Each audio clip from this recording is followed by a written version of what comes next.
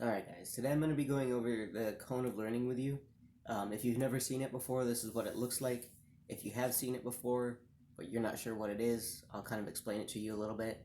It divides kind of the cone into two categories. It's going to be your active learning and your passive learning. Active is going to be more of your hands-on stuff, your presentations and actually doing work. And your passive learning is going to be more of your reading and listening. On top of that, it's also divided this way into three categories. This is going to be what the percentage of things that you remember after 2 weeks. This is the act, the thing that you do to try to remember. And then this is the nature of involvement, the active and passive. In active, you remember, they say, most scientists will say, that you remember 90% of what you say and do, and 70% of what you say.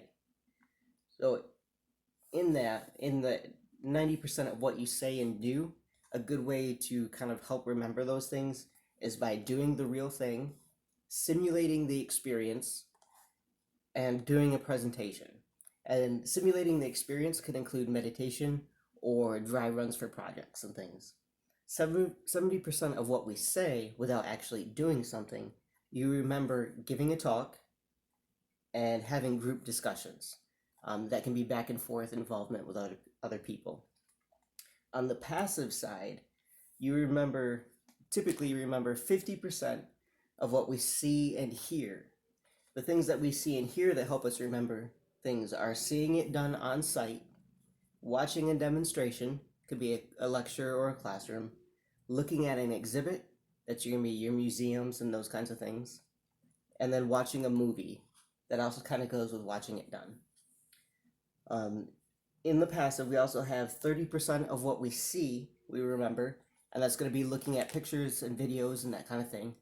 That they do overlap a little bit, but this is, if you only see it done without including any of these other acts, that's what increases the probability of remembering.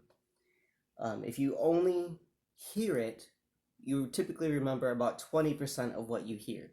And that can be somebody listening to somebody giving a lecture, that could be an audio book, it could be listening to the radio or TV without actually watching it. And then 10% of what we read, we remember, and that's reading the words. So if you only read, you remember about 10% of what you read after 2 weeks. If you read and listen to somebody do it, after about 2 weeks, you remember 20%. If you see it done, you watch a demonstration, you look at an exhibit or look up pictures, and you watch a movie or video clips, you remember about 50% after 2 weeks. And as you can see, as it increases, you remember more. And as you get into the more active stuff, the more things that you connect your mind and body to, the more you remember as well.